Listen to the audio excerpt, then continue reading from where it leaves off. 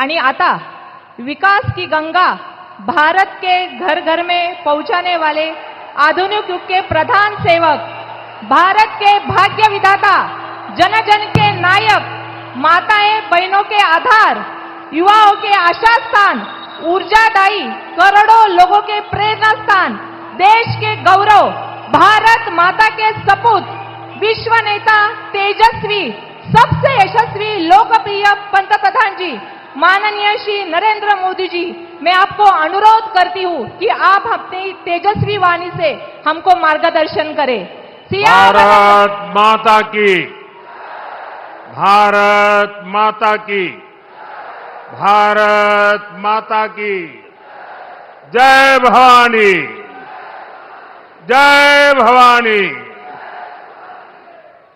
प्रभू श्री रामच्या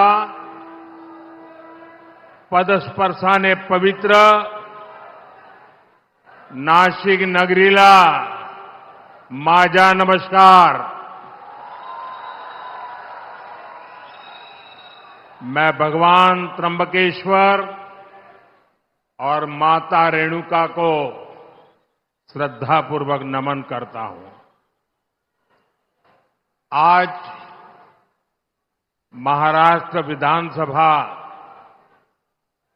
चुनाव प्रचार के पहले दिन मुझे नासिक की पुण्य भूमि पर आने का सौभाग्य मिला है। जब अयोध्या में राम मंदिर की 500 साल की प्रतीक्षा पूरी हुई,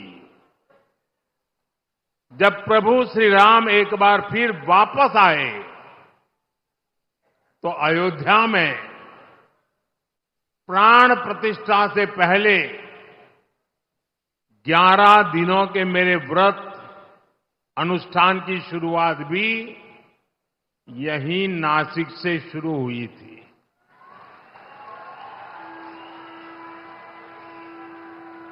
मुझे कालाराम मंदिर में सफाई और सेवा का अवसर भी मिला था। आज एक बार फिर मैं विकसित महाराष्ट्र के लिए, विकसित भारत के लिए नासिक का आशीर्वाद लेने के लिए आया हूं।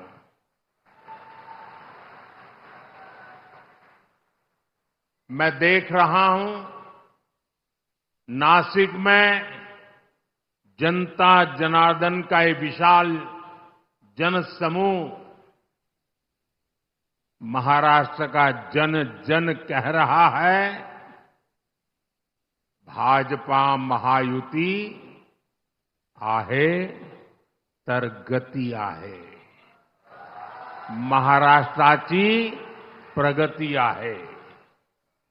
साथियों, आज महाराष्ट्र के प्रख्यात साहित्यकार और कला जगत के मजबूत स्तंभ रहे फूल देशपांडे जी की जन्म जयंती है।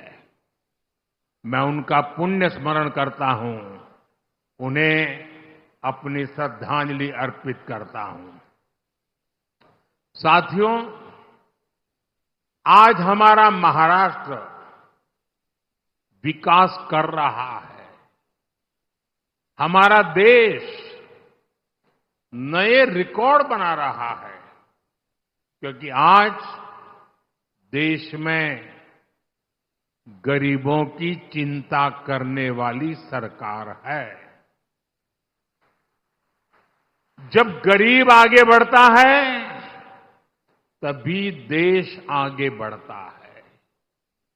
इतने दशकों तक देश में कांग्रेस और उसके साथियों ने गरीबी हटाओ का नारा दिया,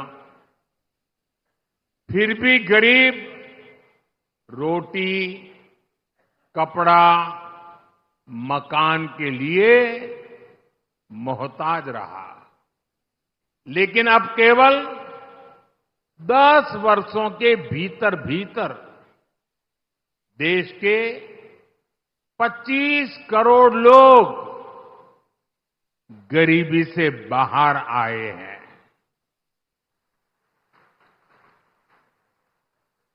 ये कैसे हुआ?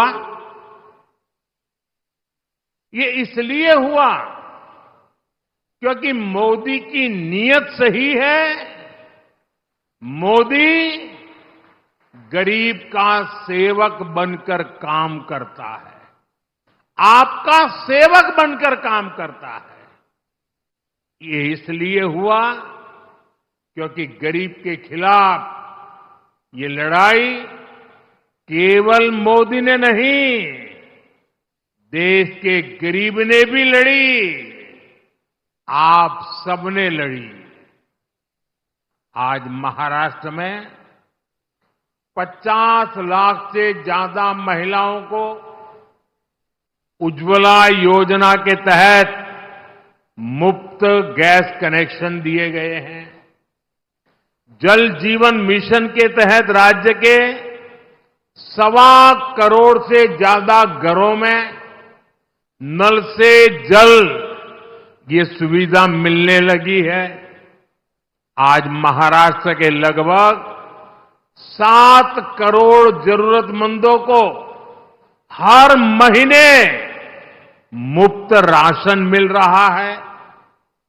राज्य के 26 लाख से ज्यादा गरीबों को पीएम आवास योजना का लाभ मिला है, उन्हें पक्के मकान दिए गए हैं। गरीबों के लिए ऐसे काम लगातार होते रहें, इसके लिए महाराष्ट्र में महायुति सरकार फिर से बननी जरूरी है। साथियों, डबल इंजन सरकार में विकास की गति डबल होती है, साथ ही योजनाओं का लाभ भी डबल हो जाता है। महाराष्ट्र के किसान आज इसका अनुभव कर रहे हैं। यहां किसानों को एक और पीएम किसान सम्मान निधि का लाभ मिल रहा है, साथ ही नमो शेतकरी महासम्मान निधि ये भी मिल रही है, यानी सालाना 12,000 रुपये की आर्थिक मदद। और मैं मेरे किसान साथियों को बताना चाहता हूं, जब महाराष्ट्र में फिर हमारी सरकार बनेगी तो ये 12,000 रुपये की मदद बढ़कर 15,000 रुपये हो जाएगी। महाराष्ट्र के लाखों किसान परिवारों को इसका बहुत बड़ा लाभ होगा। साथियों, यहां सोयाबीन, कपास, धान और दूध उत्पादकों को भी आर्थिक मदद दी गई है। पेट्रोल में इथेनॉल ब्लेंडिंग बढ़ने से गन्ना किसानों की आय में बढ़ोतरी हुई है। 10 वर्षों में करीब 80,000 करोड़ रुपए इथेनॉल की खरीद में किसानों को मिले हैं। देश का जो रुपया पेट्रोल खरीदने में विदेश चला जाता था, वो पैसा अब मेरे देश के किसानों को मिल रहा है, उनके पास जा रहा है। साथियों, मैं यहां के प्याज किसानों की भावनाएं भी समझता हूं, इसलिए प्याज के निर्यात में सहूलियत के लिए नीतियों में बदलाव किया गया है। साथियों, भारत की प्रगति के लिए महाराष्ट्र का तेजी से आगे बढ़ना बहुत जरूरी है। महाराष्ट्र आगे बढ़ेगा तभी भारत विकसित बनेगा। महाराष्ट्र किस स्पीड से आगे बढ़ सकता है, पिछले 2.5 वर्ष में महायुति सरकार ने दिखाया है। आज देश में आधुनिक इंफ्रास्ट्रक्चर के प्रोजेक्ट्स में महाराष्ट्र बहुत आगे है। यहां हाईवेज और एक्सप्रेसवे बन रहे हैं। आधुनिक टेक्नोलॉजी से जुड़े क्षेत्रों में महाराष्ट्र में निवेश हो रहा है। लेकिन आप मुझे बताइए, अगर कोई सरकार ये काम रोक दे तो क्या महाराष्ट्र आगे बढ़ पाएगा? हाथ तो हिला रहे हो, मुंह से भी तो बोलो। क्या महाराष्ट्र आगे बढ़ पाएगा? महाराष्ट्र के युवाओं को क्या रोजगार के अवसर मिल पाएंगे? अगर ये काम रुके तो महाराष्ट्र काफी पीछे छूट जाएगा। कांग्रेस और उसके साथी यही चाहते हैं, उनका यही एजेंडा है। महाराष्ट्र में कोई भी बड़ा काम होता है, ये लोग उसका विरोध करने के लिए मैदान में आ जाते हैं।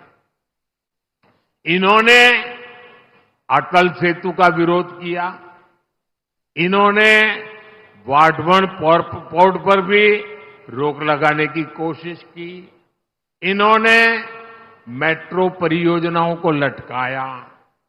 अघाड़ी वालों ने समृद्धि महामार्ग का काम ठप करने का प्रयास किया। पिछले 5 वर्षों में शुरुआती 2.5 साल महाअघाड़ी के महाभ्रष्टाचार और लटकाने अटकाने भटनाके के भेंट चढ़ गए हैं। इसलिए महाराष्ट्र के विकास की खातिर आपको अघाड़ी वालों को घुसने ही नहीं देना है, उनको सरकार से दूर रखना है। साथियों, महायुति सरकार के विकास के एजेंडे में नासिक का भी उतना ही महत्व मिल रहा है। आज आधुनिक इंफ्रास्ट्रक्चर नासिक की तस्वीर को बदल रहा है। आज यहां जो हाईवे बन रहे हैं, ट्रांसपोर्ट के साधन तैयार हो रहे हैं, उनका बहुत बड़ा फायदा 2026 के कुंभ में भी मिलने वाला है। नासिक का आईटी पार्क बड़ी संख्या में युवाओं के लिए रोजगार के अवसर तैयार करेगा। साथियों, आज हमारा नासिक डिफेंस सेक्टर में भारत की आत्मनिर्भरता का बहुत बड़ा केंद्र भी बन रहा है। नासिक में लड़ाकू विमान और सुरक्षा उपकरण नासिक में बनाए जा रहे हैं। आज नासिक के हर व्यक्ति को इस बात का गर्व भी है कि उनका ये नासिक, उनका ये शहर सशक्त भारत में इतनी अहम भूमिका निभा रहा है। लेकिन साथियों, दूसरी तरफ एक कांग्रेस और अघाड़ी वाले लोग भी है। ये देश को पीछे करने का, देश को कमजोर करने का कोई मौका नहीं छोड़ते। इन लोगों ने डिफेंस मैन्युफैक्चरिंग में देश को पीछे करने के लिए क्या कुछ नहीं किया। इन्होंने एचएएल को लेकर तरह तरह के झूठ फैलाए, विवाद खड़े करने की कोशिश की, इन्होंने फैक्ट्रियों के बाहर धरना प्रदर्शन करवाए, कर्मचारियों को भड़काने की कोशिश की, लेकिन आज वही एचएएल रिकॉर्ड मुनाफे वाली कंपनी बनकर उभरी है। जब नीतियां स्पष्ट होती है, नीयत साफ होती है, तो अच्छे परिणाम भी मेरे नासिक के भाई बहन देख रहे हैं। डिफेंस सेक्टर में आत्मनिर्भर भारत की ताकत बन रही है। साथियों, कांग्रेस और इसके साथियों को न बाबा साहब आंबेडकर के संविधान की परवाह है, न कोर्ट की और न ही देश की भावना की। ये सिर्फ दिखावे के लिए जेब में खाली पन्नों वाले संविधान की किताब लेकर घूमते हैं। कल आपने देखा, उनकी पोल खुल गई। जब संविधान की रक्षा की बात आती है, जब संविधान के सम्मान की बात आती है, ते उल्टा ही काम करते हैं। ये कांग्रेस वाले ऐसे हैं, 75 साल तक जम्मू कश्मीर में बाबा साहब आंबेडकर के संविधान को लागू नहीं होने दिया। 75 साल तक देश में एक संविधान नहीं था। जम्मू कश्मीर का संविधान अलग था, वो बाबा साहब आंबेडकर वाला नहीं था। और ये पाप कांग्रेस का था।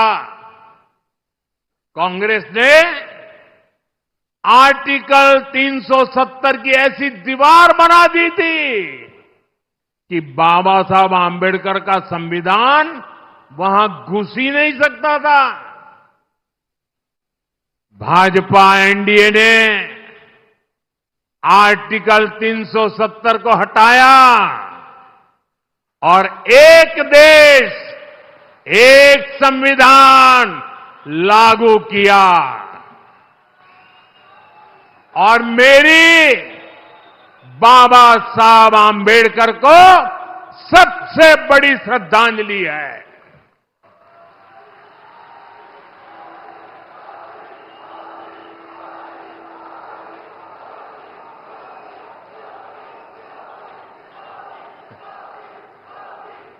जब भारत का संविधान जम्मू कश्मीर में लागू हुआ, पूरा देश झूम उठा था, नाच उठा था।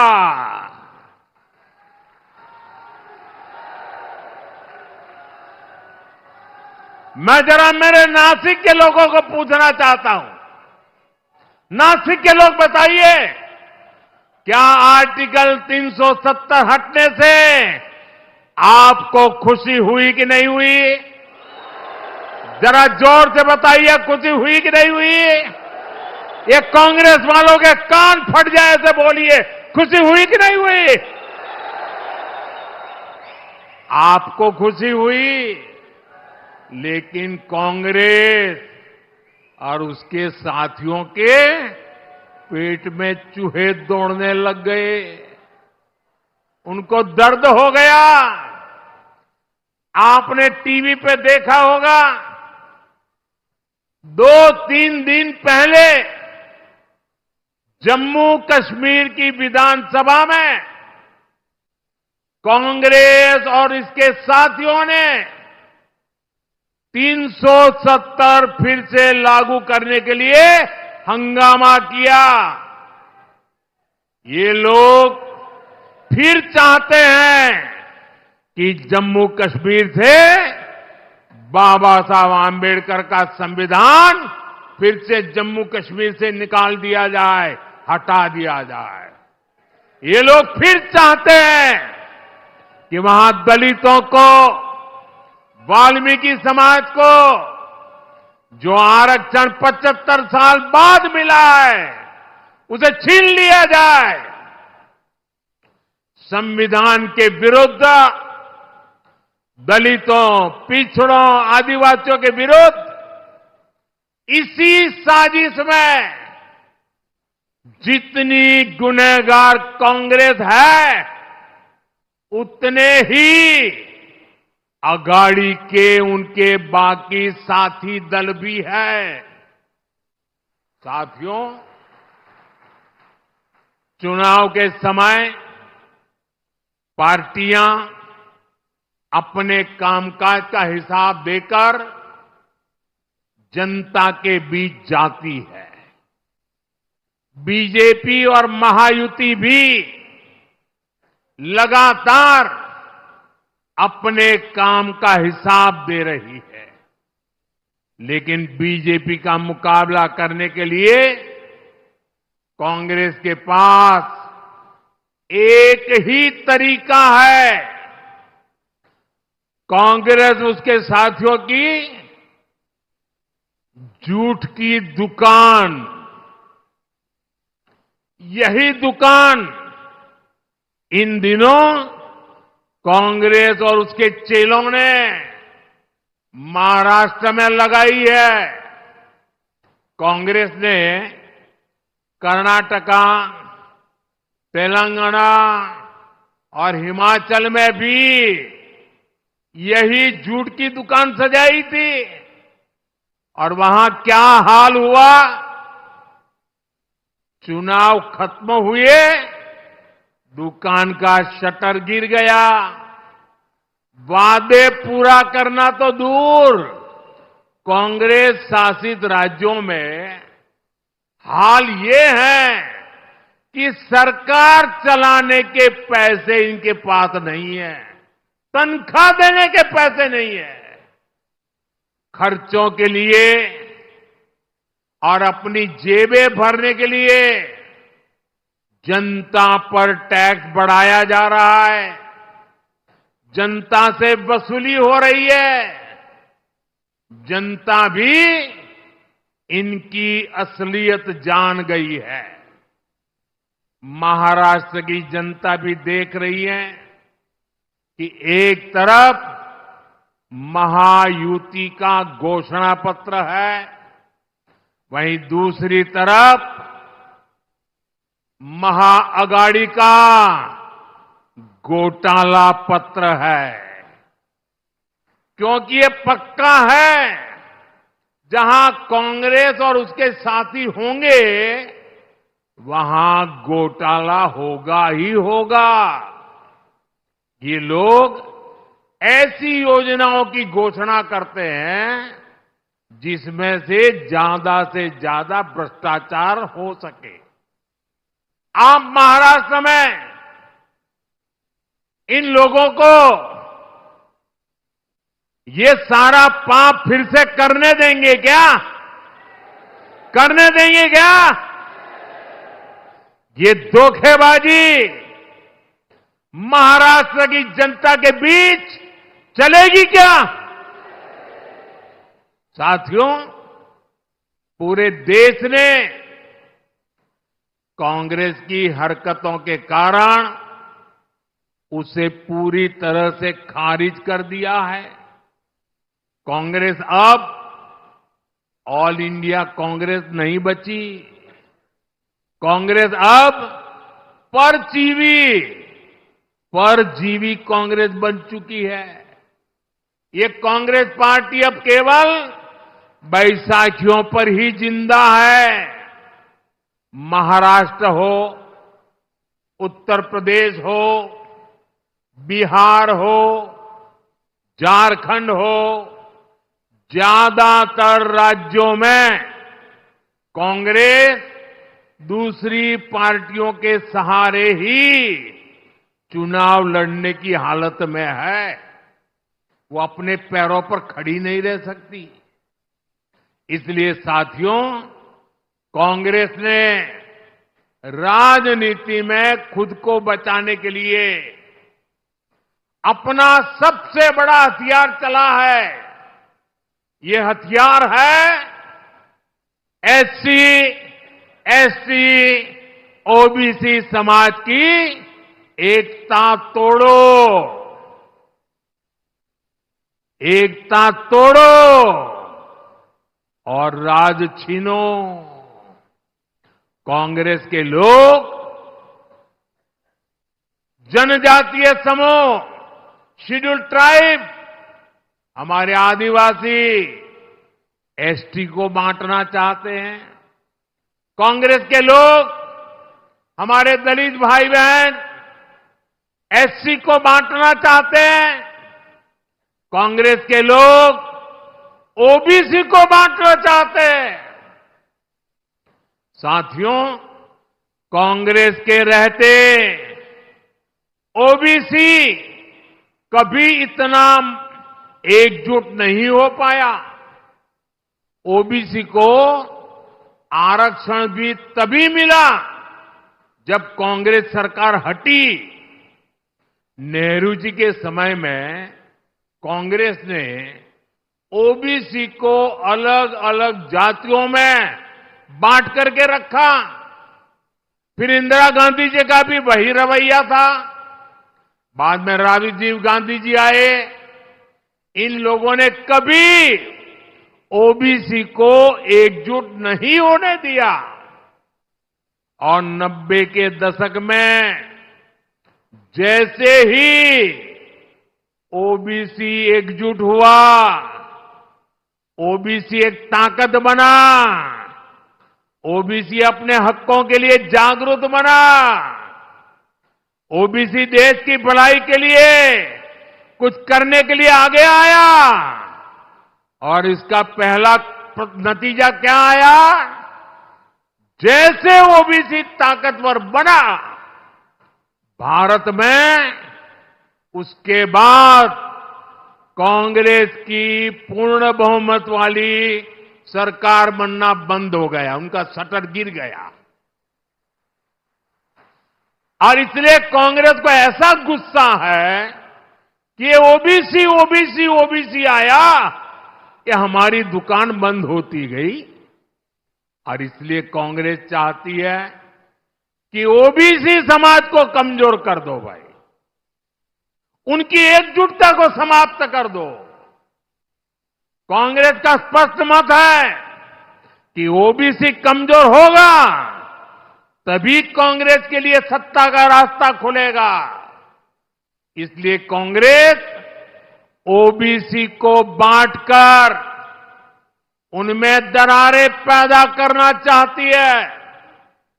यहां नासिक और इस क्षेत्र में कितनी ही ओबीसी जातियां हैं, कुणबी, माली, वाणी, गुजर, कुंभार, नावी, सुतार, सोनार, देवड़ीगा, धांगर, धनगिरी, गंवाड़ी, शेटवाल, माली, मालिस, नामदेव, आहिर, तंबोली, धावड़, जाटगर, धाकड़ बैरागी, सैगर, कितने सारे। कांग्रेस इन सारी जातियों को आपस में लड़ाना चाहती है। कांग्रेस चाहती है कुणबी ये जाति माली से लड़े, वाणी जाति गुजर से लड़े, कुंभार साथी नावी से लड़े। कांग्रेस चाहती है कि सुतार सोनार से भिड़ जाए। कांग्रेस ओबीसी के तौर पर आपको एकजुट नहीं होना देना चाहती। इसलिए वो चाहती है देवड़ीगा धांगर से लड़े, धनगरी गवांडी से टकराए, नामदेव आहिर से उलझे। कांग्रेस का इरादा है तंबोली दावड़ से झगड़ा करे, जाटगर सैगर से लड़ाई करे। आपकी एकजुटता को तबाह करने के लिए कांग्रेस मैदान में उतरी है। आपकी एकता से, आपकी मजबूती से कांग्रेस को सबसे ज्यादा तकलीफ है। इसलिए वो चाहती है कि ओबीसी अपनी एकजुटता खो दें और कांग्रेस के लिए सत्ता का रास्ता खुल जाए। मैं आपसे पूछता हूं, जब ओबीसी अलग अलग जातियों में बटेंगे तो कमजोर होंगे कि नहीं होंगे? जरा पूरी ताकत से बताइए, कमजोर होंगे कि नहीं होंगे? आपकी ताकत घटेगी कि नहीं घटेगी? और इसलिए आपको याद रखना है, मेरा तो एक ही मंत्र है, हम एक है तो सेफ है, हम एक है तो सेफ है। सच्चाई यही है कि कांग्रेस ओबीसी से नफरत करती है। आज ओबीसी समाज का एक व्यक्ति लगातार 140 करोड़ देशवासियों के आशीर्वाद लेकर तीसरी बार देश का प्रधानमंत्री बना है।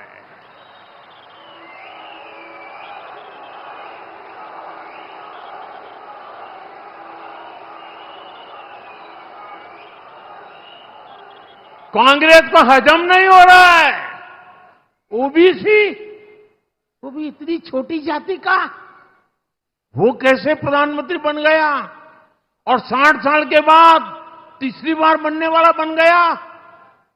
उनको नींद नहीं आ रही है और इसलिए गुस्सा ओबीसी समाज पे निकाल रहे हैं।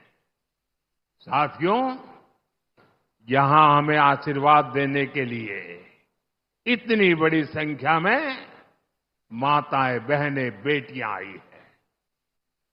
आपको याद रखना है, ये महाआघाड़ी वाले महाराष्ट्र की महिलाओं के सबसे बड़े दुश्मन है। आप जानते हैं, आज पूरे देश में महाराष्ट्र की एक योजना की बहुत चर्चा हो रही है। हर एक की जुबान पे वो चर्चा है, माझी लाड़की बहन योजना, माझी लाड़की बहन योजना। हमारी बहन बेटियों को इस योजना का लाभ हो रहा है, लेकिन ये जो कांग्रेस और अघाड़ी वाले हैं, इन्हें इस योजना के लिए बहुत तकलीफ हो रही है। इस योजना को बंद कराने के लिए ये लोग कोर्ट तक चले गए हैं। भाई और बहनों, बीजेपी और महायुति महिलाओं के सम्मान और प्रगति के लिए समर्पित है। केंद्र सरकार की नीतियों से आज महिलाएं सशक्त और समर्थन बन रही है। हम 3 करोड़ बहनों को लखपति दीदी बना रहे हैं। महिलाएं आज ड्रोन दीदी बन रही है, देश की प्रगति में सक्रिय भूमिका निभा रही है। आज हम गरीबों को प्रधानमंत्री आवास दे रहे हैं, तो वो भी घर की महिलाओं के नाम पर दिए जा रहे हैं। अभी केंद्र में नई सरकार बनने के 100 दिन के भीतर ही हमने 3 करोड़ नए घरों को भी मंजूरी दी है। अच्छा, मेरा एक काम करोगे भाई? जरा हाथ ऊपर करके बताइए, मेरा एक काम करोगे? पक्का करोगे? देखिए, आज चुनाव में आप लोग घर घर जाने वाले हो, हर गांव जाएंगे, मोहल्ले में जाएंगे, लोगों से मिलेंगे। अगर आपको कहीं पर भी कोई परिवार कच्चे घर में रह रहा है, कोई परिवार झोपड़पट्टी में रह रहा है, तो उसको जाके कहना कि मोदी जी ने मुझे भेजा है, अब तेरा घर पक्का बन के रहेगा। ये कहेंगे और उसका नाम पता लिख करके मुझे भेज देना। देखिए, आप ही मेरे लिए मोदी है, आप जाकर के वादा कर देना। मैंने ठान के रखा है, मैं गरीब के पक्के घर बनाऊंगा। हमने महिलाओं को विधानसभा और लोकसभा पहुंचाने के लिए नारी वंदन अधिनियम भी पास कराया है। यानी जिन बहन बेटियों को कांग्रेस ने इतने दशकों तक शौचालय और सुरक्षा तक से वंचित रखा, अब वही विकसित भारत का चेहरा बनेगी। साथियों, चुनाव एक और महाराष्ट्र के भविष्य का चुनाव है। साथ ही ये महाराष्ट्र के सम्मान का और स्वाभिमान का चुनाव भी है। एक और बीजेपी और महायुति है, जिसके लिए मराठी संस्कृति और इतिहास ये हमारी आस्था के केंद्र है। हमारी केंद्र सरकार ने मराठी भाषा को अभिजात भाषा का दर्जा दिया है। हमने मराठी को वो पहचान दी, ये महान भाषा जिसकी पहले से हकदार है। हमने छत्रपति शिवाजी महाराज के आदर्शों की बात की, उनके सम्मान को आगे बढ़ाया। बीजेपी गर्व से कहती है कि वीर सावरकर हमारे प्रेरणा स्रोत है। वीर सावरकर महाराष्ट्र और राष्ट्र के गौरव है। लेकिन दूसरी ओर कांग्रेस और उसके पीछे लगे महाआघाड़ी के लोग, आप इनकी सोच और मानसिकता देखिए। कांग्रेस ने कभी मराठी भाषा को अभिजात भाषा का दर्जा नहीं मिलने दिया। कांग्रेस के लोग घूम घूम कर वीर सावरकर को गाली देते हैं, कांग्रेस के नेता गाली देते हैं। महाराष्ट्र की धरती पर आकर के वीर सावरकर का अपमान करते हैं।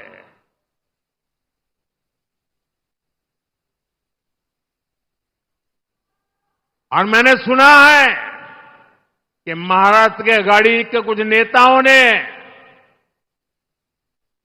कांग्रेस के युवराज को बिठाया, उसको कहा, भाई महाराष्ट्र में चुनाव जीतना है, तुम वीर सावरकर को अभी गाली देना कुछ दिन बंद करो।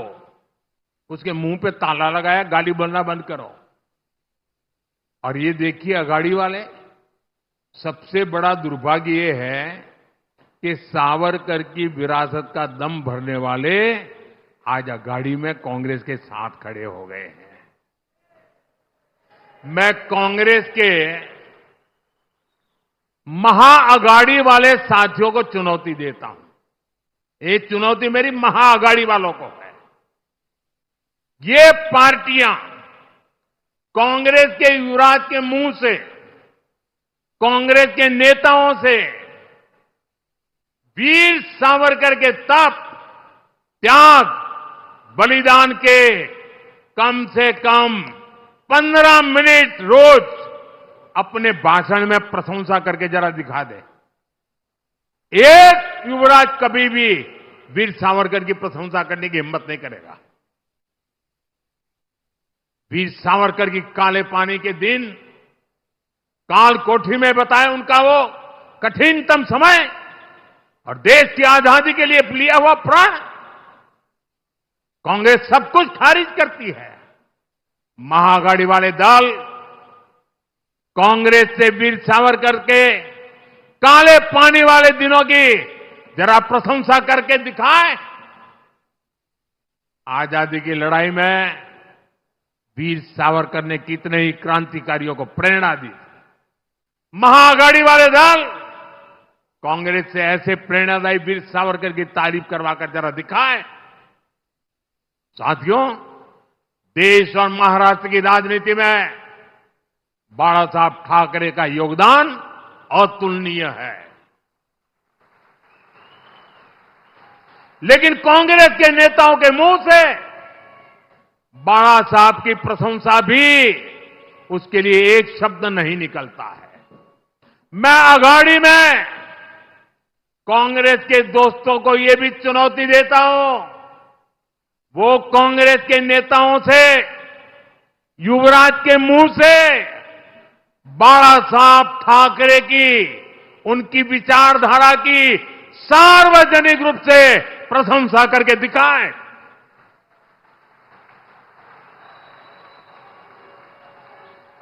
आज 8 नवंबर है, मैं दिन गिनूंगा और महाआघाड़ी वालों से जवाब का इंतजार करूंगा कि वो सावरकर जी की प्रशंसा करते हैं कि नहीं करते हैं, बाला साहब की ठाकरे के तप की प्रशंसा करते हैं कि नहीं करते।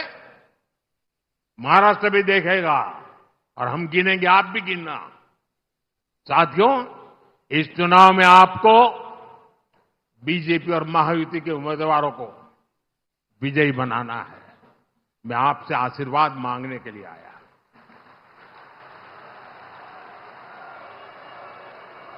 मैं आपको विश्वास दिलाता हूं, महाराष्ट्र में आने वाली सरकार बड़े फैसलों के लिए काम करेगी। आप प्रभु श्री राम की तपोभूमि नासिक से हमारे चुनाव अभियान की शुरुआत श्री प्रभु श्री राम के आशीर्वाद से जरूर सफल होगी। हम सब मिलकर विकसित महाराष्ट्र का सपना पूरा करेंगे। आप आए, इसके लिए मैं एक बार फिर आप सभी का आभार प्रकट करता हूं। जो चुनाव लड़ रहे हैं, सभी उम्मीदवारों से मेरा आग्रह है कि आगे आ जाए। जो इस असेंबली का चुनाव लड़ रहे हैं, जरा साथी आगे आ जाए। जो चुनाव लड़ रहे हैं, आठवले जी, आपको तो मेरे साथ रहना है, वहां यहां वापस नहीं आना है। हाँ। अध्यक्ष जी, आप भी तो चुनाव लड़ रहे हो। हाँ। भाजन, रामदास आ जाइए, मेरे साथ बोलिए भारत माता की, भारत माता की। बहुत बहुत धन्यवाद।